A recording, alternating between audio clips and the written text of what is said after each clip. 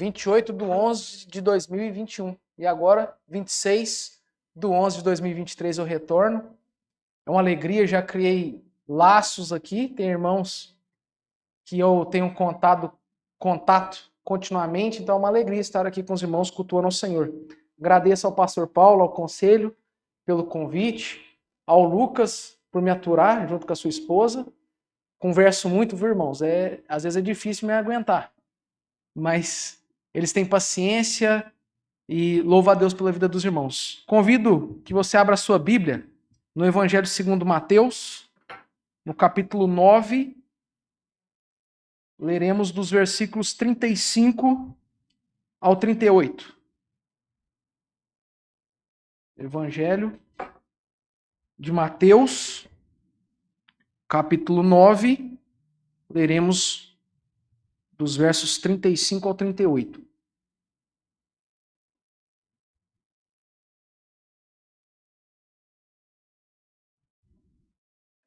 Convido a igreja para que nós possamos fazer de forma alternada essa leitura.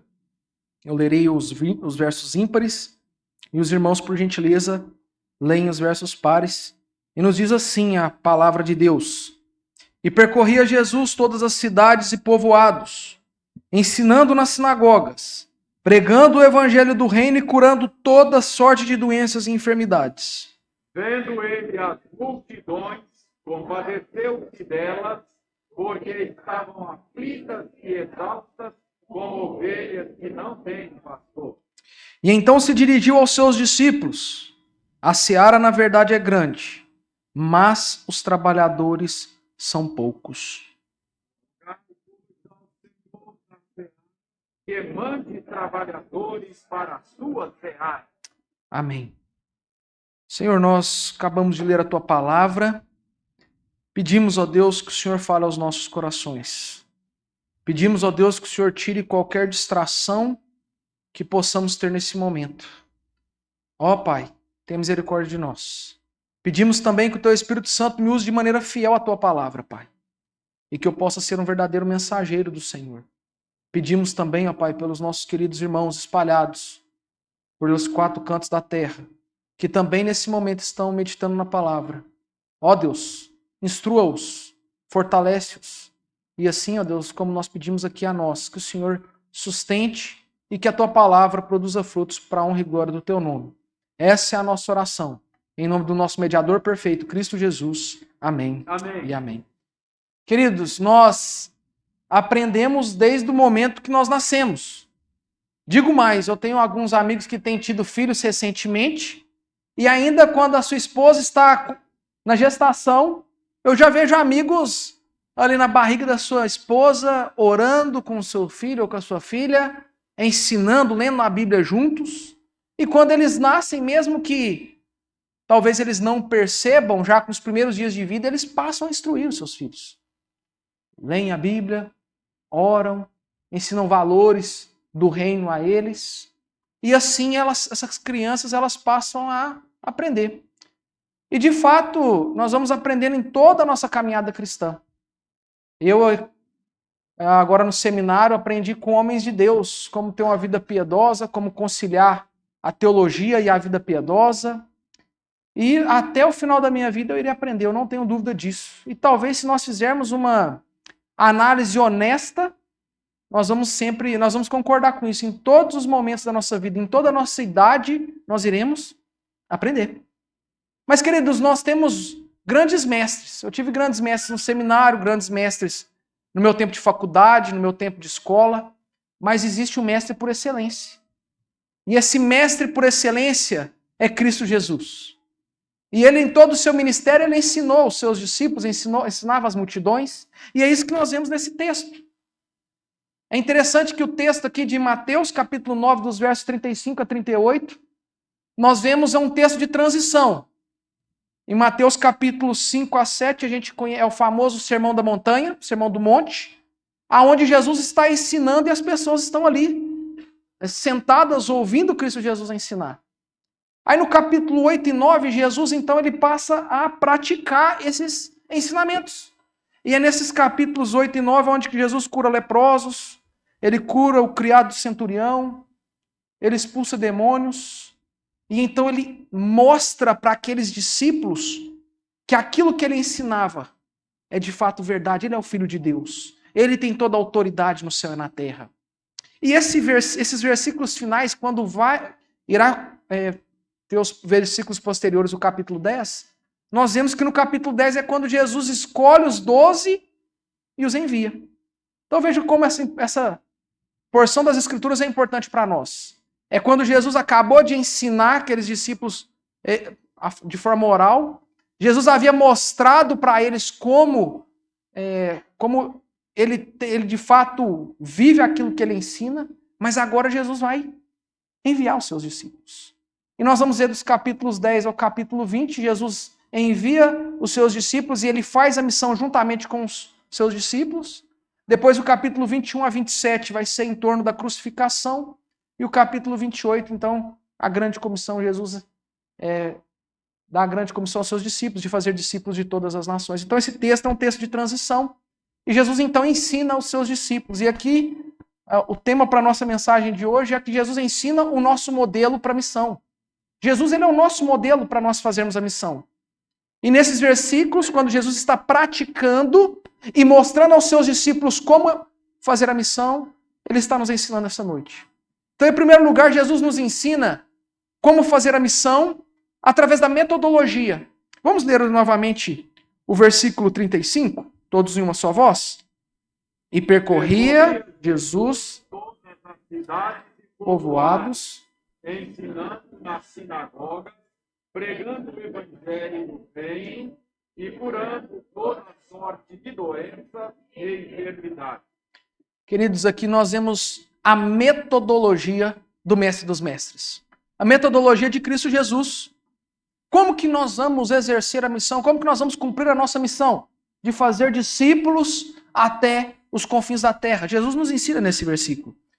Começa nos dizendo aqui, são 4 verbos, né? O primeiro verbo vai nos ensinar o quê? E percorria Jesus todas as cidades e povoados. É interessante que quando a gente volta lá no capítulo 4 de Mateus, vai dizer que Jesus percorria toda a Galileia. E por quê? Agora no capítulo 9, o evangelista faz questão de enfatizar que Jesus percorria todas as cidades e povoados. Eu imagino que porque quando a gente fala percorria toda a Galileia, podia ser algo muito genérico. Como a gente poderia dizer assim, olha, vamos fazer um evangelismo em todo Iguaçu, e talvez nós não percorreríamos todas as ruas, mas nós percorreríamos a maioria das ruas, a gente fala, nós viemos por todo Iguaçu. Mas aqui, o evangelista nos mostra que Jesus, ele fazia questão de percorrer todas as cidades e povoados. Irmãos, Cristo Jesus, ele se preocupava em percorrer todos os povos, todas as cidades, todos os povoados. Ele não fazia acepção de pessoas. Jesus, ele não escolhia os lugares mais fáceis para ir. Jesus não escolhia os povos mais fáceis, aquelas pessoas que iriam ouvir de forma muito mais agradável. Mas Jesus, ele percorria todas as cidades e todos os povoados. Aqui nós já podemos ver como que Jesus nos dá o exemplo de como realizarmos a missão. Talvez você possa pensar, mas eu não tenho chamado para ir lá para Guiné-Bissau, mas todos somos chamados a nos envolver com a obra missionária. Orando, quando a gente ora, nós estamos indo. Mas aqui, talvez todas as cidades, esses povoados, pode ser o seu vizinho. O seu vizinho que é não crente e precisa de ouvir o evangelho. Aquele amigo seu de trabalho que necessita ouvir o evangelho. Aquele amigo seu de infância que sempre te chama para o churrasco. E no churrasco você fala de futebol, com facilidade, você fala de política. Ele precisa ouvir o evangelho. Nós precisamos percorrer todas as ruas. Precisamos percorrer todos os bairros, todas as cidades, anunciando o evangelho do reino. Esse é o modelo que Jesus nos mostra. Por isso, todos os lugares são importantes. Quando nós envolvemos com a obra missionária, queridos, às vezes a gente fica decepcionado com algumas falas.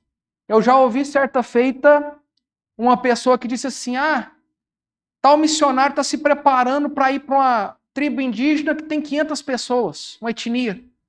Mas nós vamos enviar recursos, nós vamos capacitar esse missionário. sustentar ele lá, mas por causa de 500 pessoas? Por que ele não vai para uma China, onde tem milhares de pessoas, ou para uma etnia que tem centenas de milhares de pessoas?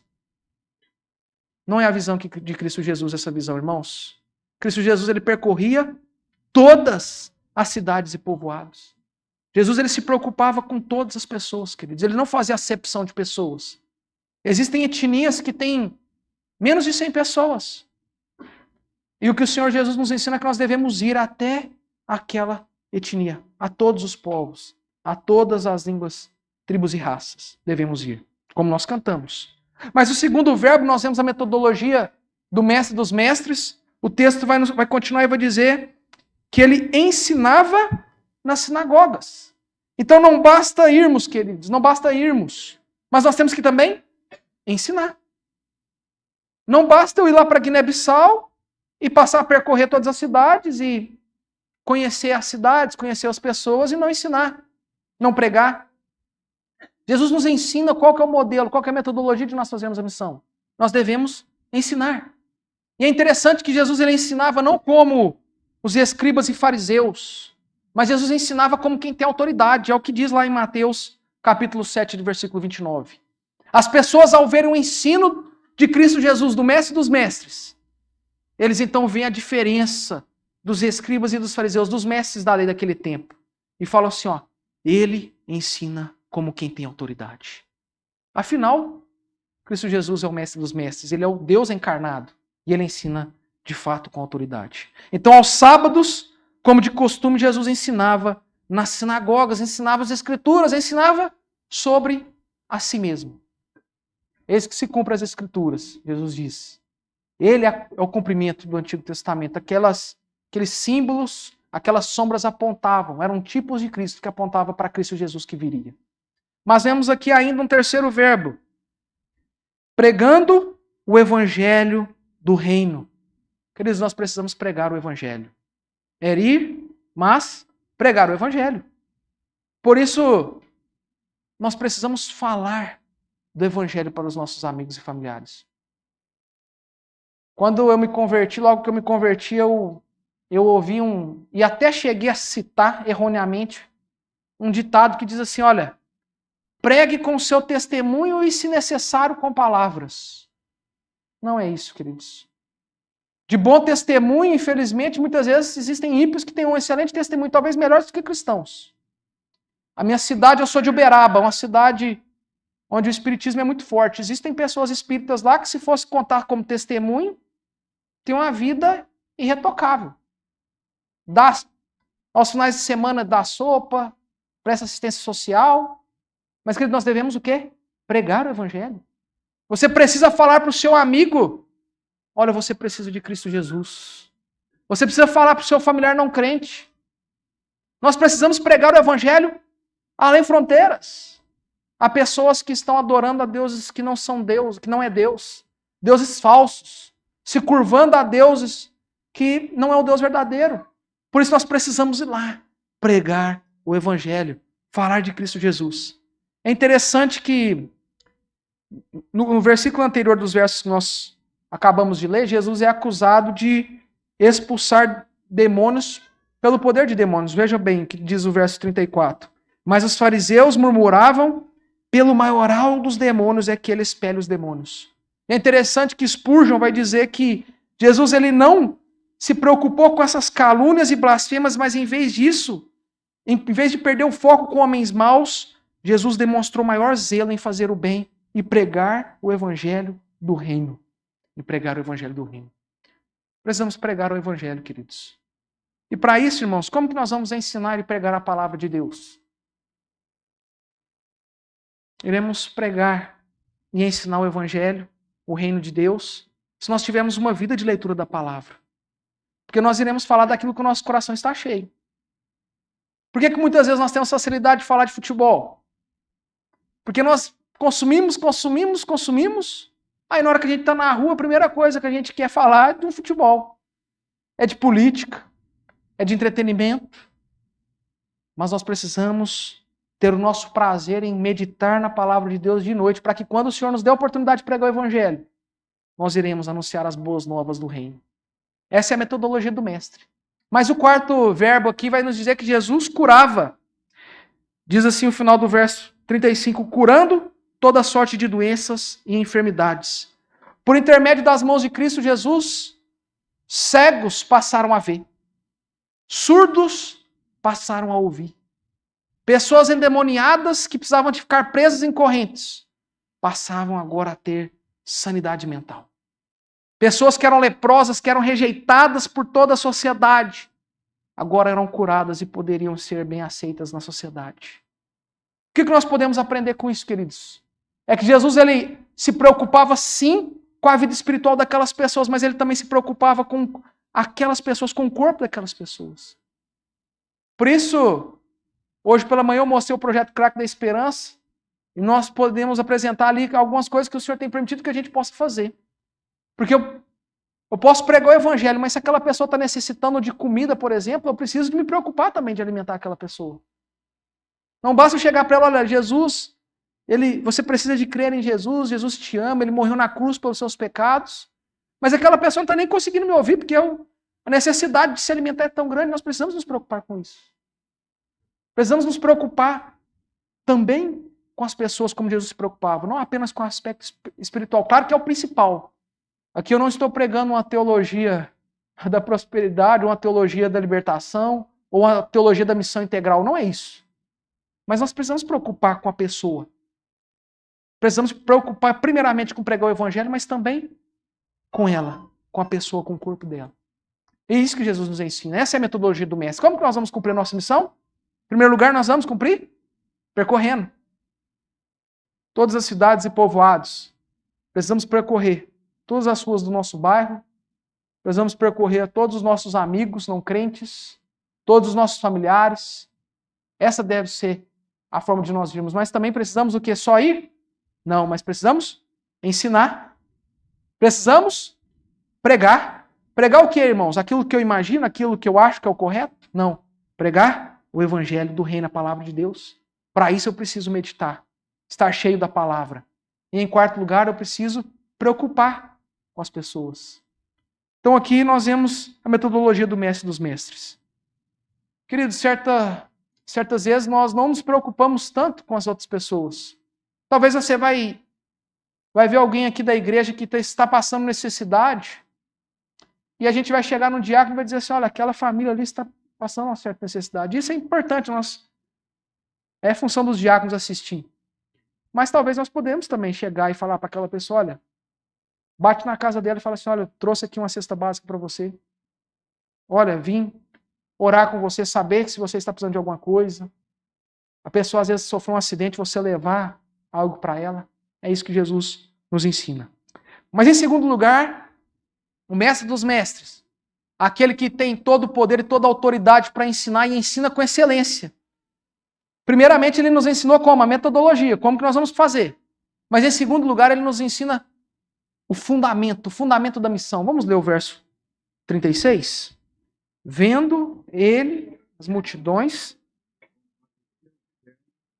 porque estavam aflitas e exaustas, como ovelhas que não têm pastor.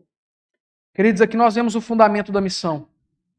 Jesus olhou para aquelas pessoas, ele olhou para aquelas pessoas como nenhum mestre da lei havia olhado para elas. Jesus olhou para aquelas pessoas como nenhum poder político havia olhado para aquelas pessoas. Ele viu uma multidão, mas ao ver aquelas pessoas, ele conseguia ver lá no mais íntimo daquelas pessoas. E ele via elas como ovelhas, aflitas e exaustas, como sem pastor. Existiam os mestres das leis, os fariseus, mas eles não se preocupavam com aquelas pessoas.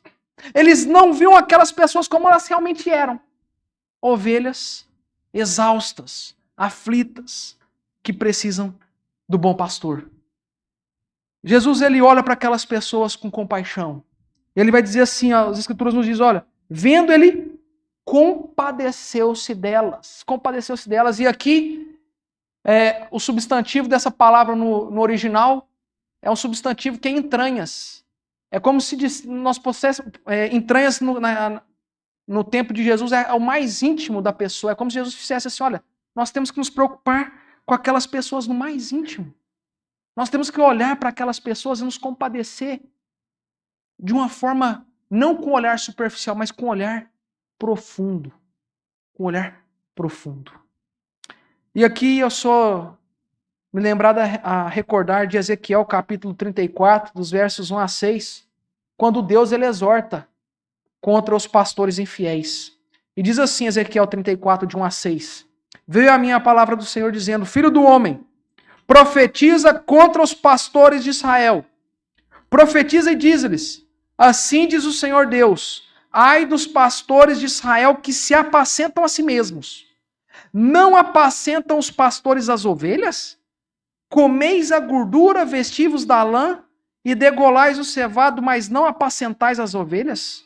A fraca não fortaleceste, a doente não curaste, a quebrada não ligaste, a desgarrada não tornaste a trazer, e a perdida não buscastes. Mas dominais sobre elas com rigor e dureza. Assim se espalharam por não haver pastor, e se tornaram pasto para todas as feras do campo. As minhas ovelhas andam desgarradas por todos os montes e por todo elevado outeiro. As minhas ovelhas andam espalhadas por toda a terra, sem haver quem as procure ou quem as busque. Queridos, os líderes espirituais daquela época estavam dessa maneira para aquele povo. Era como ovelhas que não têm pastor e eles não estavam preocupados em buscá-las, em alimentá-las, em sarar as suas feridas. Não estavam preocupados. Mas Cristo Jesus, o mestre dos mestres, sim. Ele olhava no mais íntimo daquelas pessoas. E aí ele olhava e via ovelhas exaustas que não têm pastor. Não há como nós fazermos missão sem compaixão. Não existe missão sem amor. Nós não iremos envolvermos com a obra missionária até que nós possamos ter um olhar de Cristo para as outras pessoas. Olhar para as mais de 3 bilhões de pessoas não alcançadas e olhar como ovelhas que não têm pastor. Olhar para esses 3 bilhões de pessoas e olhar como Jesus olhava, pessoas aflitas e exaustas. Mas, querido, talvez há pessoas dentro dessa multidão que está aqui na igreja, que está como aquelas ovelhas. Exaustas, aflitas, angustiadas. Talvez alguém aqui essa noite está aflita porque o seu trabalho tem te sobrecarregado. Talvez tem pessoas aqui que entraram essa noite que têm buscado preencher o vazio da sua alma com as coisas desse mundo. E aí busca através do entretenimento, busca através do dinheiro, busca através do status, e nada disso pode preencher o vazio do seu coração. Porque o vazio do nosso coração só pode ser preenchido por Cristo Jesus. Talvez tem pessoas que estão aqui, estão sobrecarregadas pelos seus patrões, sobrecarregados pelos seus estudos, sobrecarregados pelo fardo que tem carregado na sua família. Mas hoje é o momento oportuno de nós nos entregarmos todos esses fardos a Cristo Jesus. Em Mateus capítulo 11, 28 a 30, Jesus diz, vinde a mim, todos os que estáis cansados e sobrecarregados, e eu vos aliviarei. Tomai sobre vós o meu jugo e aprendei de mim, porque sou manso e humilde de coração, e achareis descanso para a vossa alma. Porque o meu jugo é suave e o meu fardo é leve. Ao contrário dos fariseus, que lá em Mateus 23 vai dizer assim, ó, Jesus censurando os fariseus e os escribas. Jesus censura dizendo, Mateus 23, 3 e 4, fazei e guardai, pois tudo quanto eles disserem, porém, não os imitais nas suas obras, porque dizem e não fazem. Atam fardos pesados e difíceis de carregar. É isso que eles estavam fazendo. Fardos pesados e difíceis de carregar. E os põe sobre os ombros dos homens. Entretanto, eles mesmos nem com o dedo querem movê-los. Era isso que eles estavam fazendo, sobrecarregando aquele povo. Fazendo eles terem a guarda dos sábados, sobre eles guardarem a lei, fardos pesados, mas que nem eles queriam ter o dedo para carregar aqueles fardos. Aí Jesus vai dizer, Vinde a mim. Vinde a mim. Se você está sobrecarregado, querido, Jesus é a resposta. Se você tem andado à procura de grandes coisas nesse mundo e você está exausto, porque talvez você tenha buscado uma promoção no trabalho e essa promoção chegou e você falou assim, rapaz, isso não preencheu aquilo que eu desejava. E aí você falava assim, olha, eu desejo, eu quero ter um esposo, uma esposa, e você se casa e você fala, olha, aquilo não saciou aquele desejo meu. E aí você fala assim, olha, eu quero ter uma grande posição na empresa e você alcança e você fala assim, olha, isso não saciou. Sabe por quê? Porque o nosso vazio do coração só é preenchido por Cristo Jesus. Vinde a mim. É o que Cristo Jesus nos diz essa noite. Todos que estáis cansados e sobrecarregados, e eu os aliviarei. Queridos, não carreguem o fardo pesado desse mundo. O jugo pesado desse mundo. Não troquem o fardo leve de Cristo pelo fardo pesado do mundo, queridos. Não façam isso. Mas entregue o seu coração ao Senhor. Busque o seu reino em primeiro lugar e a sua justiça. E aquilo que é necessário para a sua sobrevivência, o que comer, o que beber, o que vestir, será acrescentado a você. É interessante que um homem de Deus, como eu disse, nós aprendemos a todos os momentos. E eu gosto muito de sentar com as pessoas e conversar. Como eu converso muito, né, irmãos? É muito tranquilo para mim. E eu procuro mesmo as pessoas. Falo assim, olha, eu quero tomar um café com você. E certa feita eu conversando com o Senhor, e ele disse assim para mim, já é um senhor de idade, aposentado, ele falou assim, Paulo, quando eu estava na faculdade, ele foi engenheiro, ele falou que ele entrou numa empresa, numa grande empresa, como estagiário, e quando ele concluiu a faculdade, essa empresa o contratou. E tinha lá os níveis de engenheiro dentro da empresa. E ele falou que ele começou lá no mais baixo, porque ele tinha acabado de formar, e ele foi crescendo. E aí ele ficou assim, rapaz, eu estou ganhando dinheiro, podendo passear com a esposa, podendo dar um conforto maior para a esposa, comprar carro. E ele foi buscando aquilo, foi buscando aquilo, foi buscando aquilo. E ele me contou que ele chegou a um nível lá na empresa, onde ele já estava ganhando muito bem, só que isso consumia muito tempo dele. Consumia muito tempo dele. E ele falou que certa feita chegou na sua casa, e ao chegar na sua casa, a sua esposa estava lá com a mala pronta. E aí ele chegou, você vai viajar? A esposa dele disse assim, olha, não, eu estou indo embora de casa. E ele chocou, falou assim, como assim? Ele é crente, né? Pessoa crente, a esposa também, como assim? Por que você está saindo de casa? E aí ela disse assim, olha, o homem com quem eu casei, eu estou adultério. O homem com quem eu casei não é o homem que está morando comigo. Eu estou em adultério. E ele assustou, como assim adultério? O homem com quem eu casei não é o homem com quem eu estou morando. O que ela estava dizendo para o seu esposo é o seguinte, você casou comigo como homem do lar. E agora você só tem preocupado em colocar dinheiro aqui na casa. E você não tem me pastoreado, não tem pastoreado nossos filhos. Não é esse o homem que eu casei, eu estou indo para fora de casa. Então ele chegou e falou assim, não, calma aí, vamos orar aqui, como é que nós vamos resolver isso? E ele orando com a esposa, ele disse que chegou à conclusão e falou assim, olha, aonde eu estou eu não tenho o que fazer. Ou eu saio do emprego, ou eu vou perder minha família, e eu não estou servindo a Deus na igreja. E ele disse que junto com a esposa, falou assim, olha, então eu vou pedir minhas contas lá no emprego. E ele me contou, falou assim, Paulo, eu deixei aquele emprego, possivelmente hoje eu seria muito rico, mas foi a melhor coisa que eu fiz na minha vida. Porque hoje a minha esposa, meus filhos estão no caminho do Senhor, eu tive tempo para servir o Senhor na igreja, e louvado seja Deus por isso. Sabe por quê, irmãos? Não tem melhor lugar para estar do que no centro da vontade de Deus. Por isso a nossa alegria não está pautada no que a gente vive, no que a gente tem. Mas nossa alegria é Cristo Jesus. Por isso a gente encontra pessoas cristãs que estão lá enfermas, às vezes tratando de um câncer, por exemplo, e você chega lá para encorajar e aquela pessoa te encoraja. E aí você fala, como assim?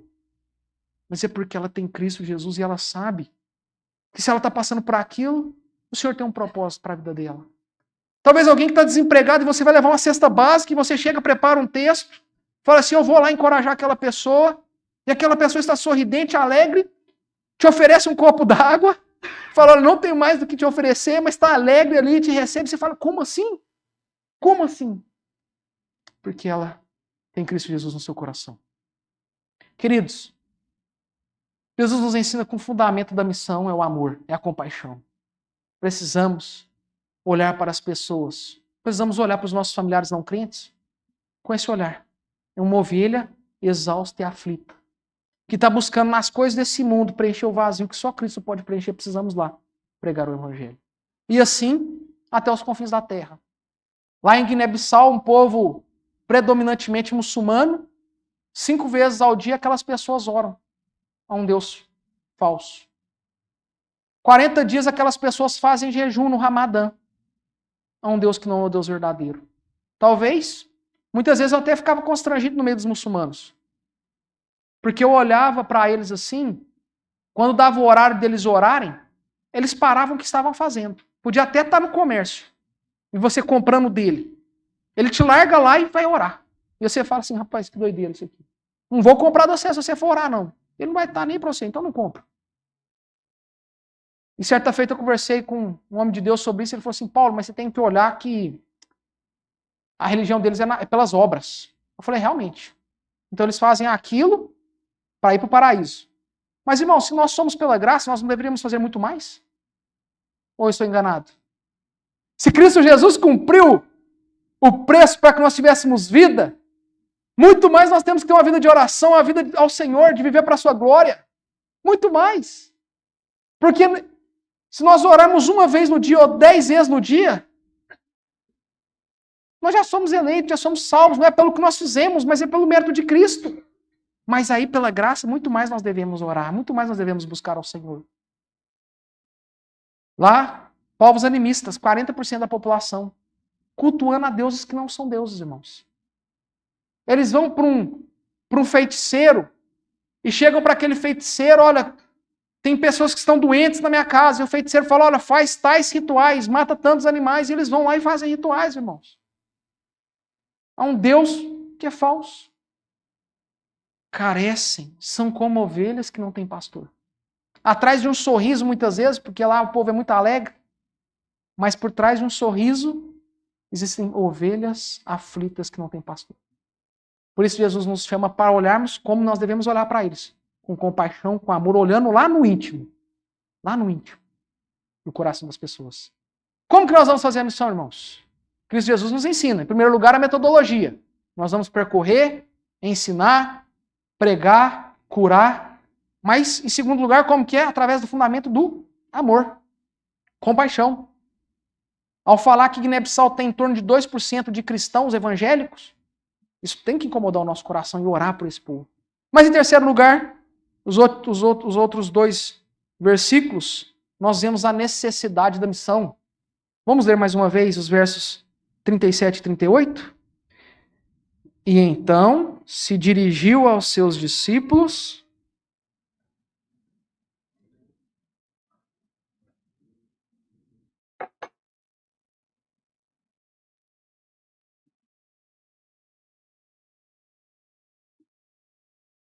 Queridos, a necessidade da missão, e eu já falei isso pela manhã, é a oração.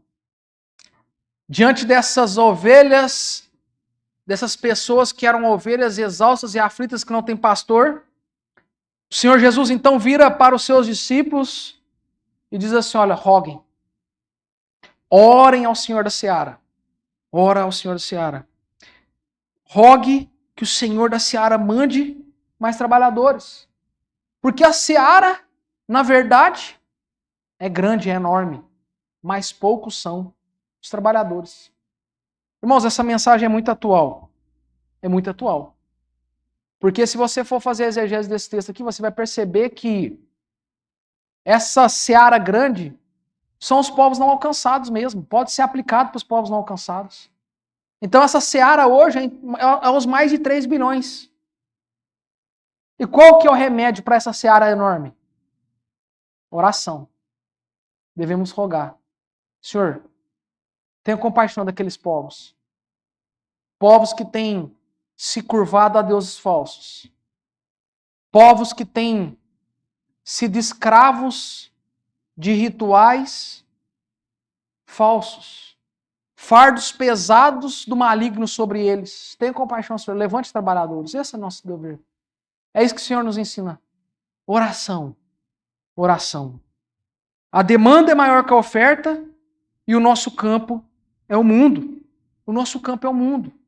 Por isso lá, quando Jesus está em Mateus 28, na grande comissão, ressurreto, Jesus disse assim, ide, portanto, fazer discípulos de todas as nações, batizando-os em nome do Pai, do Filho e do Espírito Santo, e eis que estou convosco todos os dias até a consumação dos séculos. Porque a seara é grande, então vão até os confins da terra, façam discípulos. Essa é a missão da igreja, fazer discípulos de todas as nações. Por isso, o texto que nós lemos de Atos capítulo 1, antes de Jesus subir, ele reforça seus discípulos, e essa missão é importante. Vão. Vocês vão receber o Espírito Santo e serão minhas testemunhas, tanto em Jerusalém como em toda a Judéia, Samaria e até os confins da terra. Queridos, nós somos habilitados pelo Espírito Santo. Quando nós oramos, nós clamamos, o Senhor já resolveu esse problema para nós, nós somos habilitados pelo Espírito Santo. Por isso, nenhum de nós aqui podemos dar a desculpa para o Senhor. Senhor, eu não prego porque isso não é comigo, isso é para o pastor, isso é para o seminarista, isso é para o evangelista, isso é para os presbíteros. Não. Todos nós que cremos em Cristo Jesus, que temos o Espírito Santo, nós somos habilitados a pregar o Evangelho. Nós somos aptos a pregar o Evangelho. Por isso, querido, nós precisamos orar. Antes, então, de Jesus enviar os seus discípulos, o que ele ensina para eles? Orem.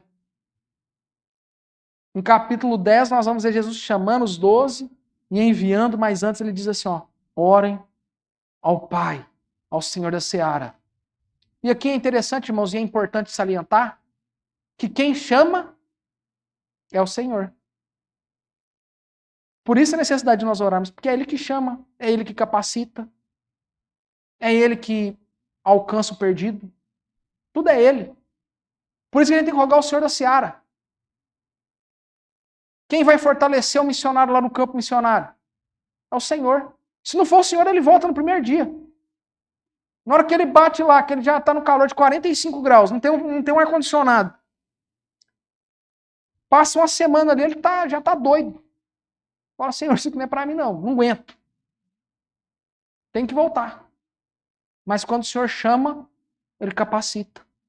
Isso aí passa a ser um motivo irrisório e ele permanece no campo missionário. Quando ele está doente lá e desesperado e fala assim, rapaz, e agora eu recorro a quem? Estou plantando uma igreja? Aí ele fala, meu socorro está no Senhor. E confiar nele. Quando eu estava lá em Guiné-Bissau plantando a igreja, irmãos, eu já iniciei um culto, por exemplo, eu sozinho, era solteiro, né? Aí estava só eu e os bancos. E eu lá, saúde da igreja com a graça e a paz do Senhor. E os bancos caladinhos, né? E eu continuei, vamos abrir abra a sua Bíblia. E na hora que eu fui ver, o pessoal foi chegando. Na hora dos cânticos, já tinha chegado os meninos que tocam tambor, nós cantamos. Na hora de ir embora, despedir a igreja, lotada. É o Senhor que faz, irmãos. Nós oramos e o Senhor faz. Mas nós somos o quê? Instrumentos. O Senhor poderia fazer da forma que Ele quisesse, porque Ele é soberano. Ele é o Rei dos Reis e o Senhor dos Senhores, Ele faz o que Ele quiser. Mas a coube na sua graça nos dá o privilégio de sermos participantes. Por isso, quando a gente fala de missões, irmãos, não pode ser algo pesaroso para nós. Ofertarmos, orarmos por missões. Pelo contrário, o sentimento que nós temos que ter é o sentimento de alegria. Falar assim, Senhor, louvado seja o Senhor. Porque o Senhor poderia chamar qualquer um, escolher qualquer um, mas o Senhor me deu o privilégio de poder participar. Eu oro por irmãos que estão no Iraque, irmãos que estão no Panamá, amigos que se formaram e foram para lá. E eu oro por eles, oferto na vida deles. E eu me sinto privilegiado, irmãos, por poder participar da obra de Deus lá. E assim a gente pode cumprir a missão assim. Oração, essa é a necessidade da missão. Então, irmãos, cada salvo deve ser um ceifeiro. Cada salvo, cada um de nós aqui que cremos em Cristo Jesus, nós devemos ser um ceifeiro. Se você não tem um chamado para ir para Guiné-Bissau, você vai fazer a missão aqui, com seus amigos, familiares, aqui no bairro, pregando o evangelho, vivendo de maneira intencional, quando você estiver na fila de uma padaria, e alguém abrir o coração para você, alguém começar a chorar do seu lado lá no restaurante, e você chegar, olha, por que você está chorando? E começar a se compadecer dela e ela abrir o coração, você poder falar do evangelho para ela. Você está chamado talvez para ficar aqui, mas você pode ir com aqueles que estão indo em oração. Orem. A seara é grande, mas poucos são os trabalhadores. Orem, porque ainda hoje, e tem um professor nosso que nos deu aula no seminário, e ele contou que ele plantou uma igreja numa tribo indígena, ele passou vários anos lá, creio que em cerca de quase 20 anos, uma plantação de igreja. O primeiro convertido veio depois de muitos anos, não vou lembrar o certo, mas eu sei que é mais de 10 anos veio o primeiro convertido. E por uma questão de saúde, a sua esposa ele precisou de sair do campo missionário. Questão de saúde da sua esposa. Porque ele estava lá nos confins da terra do Brasil, numa tribo indígena, e não tem um hospital ali perto, e o hospital da cidade mais próximo não tem o que a sua esposa precisa, ele precisou sair. E isso já tem 3 anos, irmãos, e até hoje não se levantou um pastor para aquela comunidade. Imagina se nosso pastor, que nós deixássemos de ter o nosso pastor. E a gente 3 anos sem pastor. Aquelas pessoas estão como Jesus aqui, eles estão rogando ao Senhor, como de umas trabalhadoras, eles estão orando assim, Senhor, mande um pastor para cá, para nos pastorear. O irmão que mais tem conhecimento da palavra é o irmão que está tocando lá. A seara é grande, irmãos. E poucos são os trabalhadores. Vamos rogar ao Senhor da seara que mande mais trabalhadores. Orar é reflexo de disponibilidade. Orar é reflexo de prioridade. Coloque na sua agenda todos os dias um tempo de oração. Ore pelo pastor da sua igreja, pelo pastor Paulo, pelo seminarista Lucas, pelos presbíteros. Eu estou trabalhando numa igreja lá em Belo Horizonte que eu oro nominalmente pelos presbíteros e pelo pastor. Porque é uma forma de eu fortalecer, de eu caminhar com eles. Ore pelos seus líderes. Orem uns pelos outros. Você viu que tem um irmão que não veio ao culto? Liga para ele. Amanhã manda um WhatsApp. Irmão, senti a sua falta. Você fez falta no corpo de Cristo. Pastoreiem uns aos outros. Mas também tenham a sensibilidade daquele amigo não crente, que talvez é uma pessoa alegre, mas é uma ovelha que não tem um pastor. A mensagem do reino é simples, essa mensagem é muito simples. E aqui eu vou citar Sproul. Ele resume essa passagem da seguinte forma. A mensagem é simples, o reino de Deus precisa de homens e mulheres que ajudem a trazer a colheita. Pregadores, professores, missionários e cristãos comuns. Todos nós somos chamados a participar da colheita de uma forma ou de outra. Não podemos simplesmente nomear pastores para fazer esse trabalho. Eles precisam de pessoas como nós, todos nós, para fazer esse trabalho. Eles precisam de pessoas como nós que estejam despertadas e preparadas para ajudá-los. É isso que Jesus nos ensina essa noite, queridos. Nosso modelo para a missão. Nós vamos, primeira metodologia, como que é? Percorrendo, ensinando, pregando e curando, preocupando com aquela pessoa. Segundo lugar, qual que é o fundamento? O amor, compaixão. Precisamos ter compaixão. Mas em terceiro lugar, nós vimos a necessidade. Não se faz missão sem oração. Precisamos orar.